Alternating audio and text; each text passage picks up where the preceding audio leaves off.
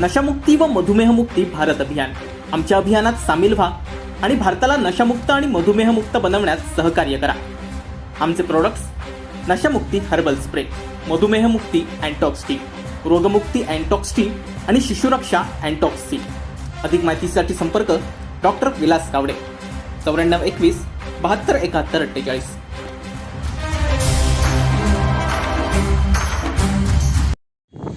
कुडाळमधील एका युवतीची छेडछाड करण्याचा प्रकार एका परप्रांतीय व्यापाऱ्याकडून घडला होता काही दिवसांपूर्वी. यासाठीच कुडाळ शहरातील काही लोक जे आहेत, स्थानिक लोक आहेत, ते कुडाळ पोलीस स्टेशनमध्ये या ठिकाणी एकवटले आहेत. व्यापारी, कुडाळ शहरातील एक स्थानिक व्यापारी प्रसादजी शिरसाट आपल्यासोबत आहेत. प्रसादजी, काय सांगाल, नेमका काय प्रकार होता? ही मुलगी 1 महिन्यापूर्वी कामाला लागली होती. त्याच्यानंतर तिची जे आर्थिक परिस्थिती नसल्यामुळे त्याच्या जो दुकानचा मालक होता, त्याचा भाऊ होता, तो रोज तिला लग्नाचा आमिष दाखवत होता आणि अनैतिक चाळे करत होता. आणि या दृष्टिकोनातून आमच्या काल कुडाळ सुधार समिती या ग्रुपवरती श्री रमा नाईक यांनी या संदर्भात बातमी सोडली होती.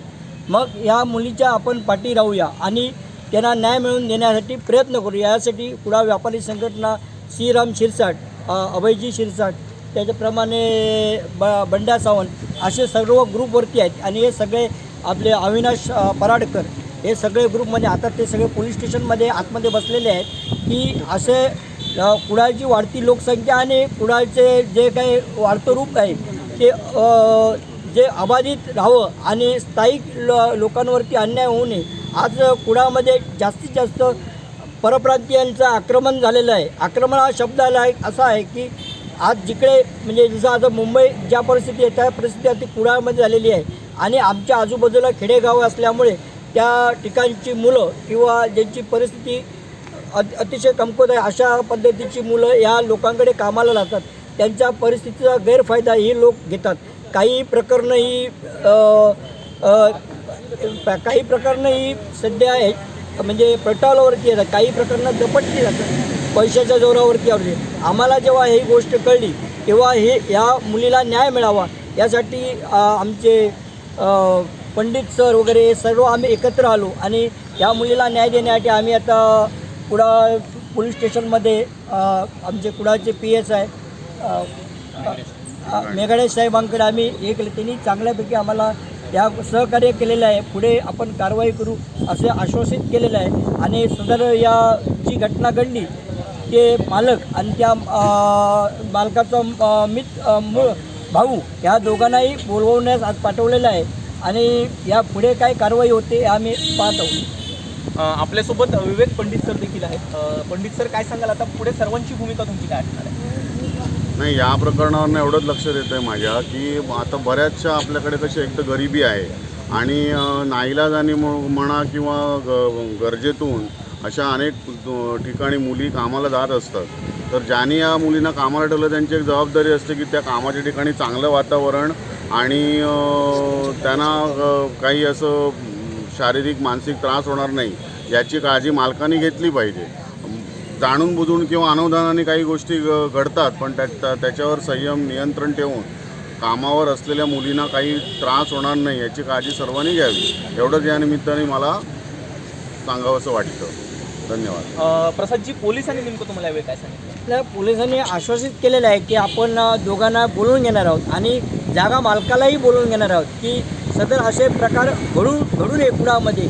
अर्थात कुडाळमध्ये घडणं लज्जास्पद आहे. यासाठी सर्व कुडाळातील नागरिकांनी एकत्र येणे आणि यावरती विचारविनिमय करणे. मग ती व्यापारी संघटना असेल, इतर संस्था असतील, कारण आज सर्व कोकणातल्या मुली आहेत या सर्वांनी त्यांचं रक्षण करणं हे प्रत्येक नागरिकांचं कर्तव्य आहे. बाहेरून येऊन पैशाचा आमिष दाखवून किंवा दबावाखाली त्यांना हरीश करणं हे योग्य नाही आहे. आणि या कुडाळ मर्यादित नाही तर जिल्हा मर्यादित हा विषय केला पाहिजे, हा सर्वात महत्त्वाचा आहे. आणि त्याबरोबर पालकांनी विचार करायला पाहिजे की आपण मुली कोणाकडे कामाला ठेवतो, याची आयडेंटिटी कार्ड काय आहे, त्यांनी व्यापारी संघटनेशी संलग्न आहेत का किंवा जे काय करार केलेले आहेत याचा विचार केला. नाहीतर उद्या सकाळी याच्यापेक्षा भयानक प्रकार या कोकणामध्ये होण्याची संभाव्यता आहे. बलात्कार झाल्यानंतर समाज जागृत होतो किंवा होण्या अगोदर आधीच जागरूकता असणे ही सगळ्यात काळाची गरज आहे. त्याबरोबर पालकांनी त्याच्याबरोबर इतर नागरिकांनी आणि विशेष करून राजकीय पुढाऱ्यांनी याच्यावर लक्ष घालून याचं गांभीर्य ओळखून पुढील पावलं उचलणे आवश्यक आहे. तर या ठिकाणी कुडाळ शहरातील नागरिक संबंधित मुलीला न्याय मिळवण्यासाठी पोलीस स्टेशनमध्ये एकवटल्यात. त्याचप्रमाणे कुडाळ सुधार समितीवर सांगितल्याप्रमाणे कोकणशाही चॅनलने देखील या प्रकरणाला वाचा फोडण्यासाठी या ठिकाणी आपलं पदार्पण केलेलं आहे आणि निश्चितच यापुढे देखील कोणावरही अन्याय होत असेल त्यावेळीच देखील कोकणशाही त्यांसाठी धावून जाईल एवढं मात्र निश्चित आहे. चिन्मय घोगळे, कोकणशाही, कुडाळ. असे नवनवीन व्हिडिओ पाहण्यासाठी कोकणशाहीचं यूट्यूब चॅनल सबस्क्राईब करा व बेल बटन प्रेस करा. तसेच फेसबुक पेज लाईक करा आणि इंस्टाग्राम पेज व ट्विटर पेज